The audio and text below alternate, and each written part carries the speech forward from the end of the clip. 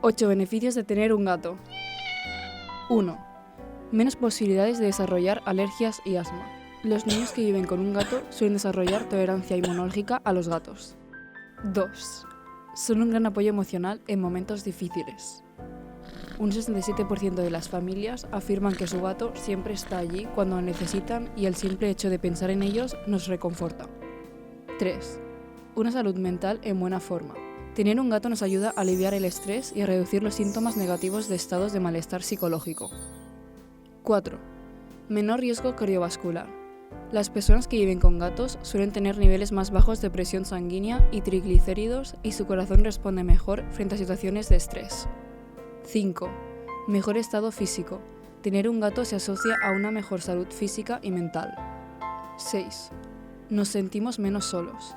Un 83% de las familias declara que sus gatos son una compañía constante. 7. Incremento de los niveles de bienestar. Observar a los gatos nos aporta alegría y bienestar. 8. Tienen menos gastos que los perros.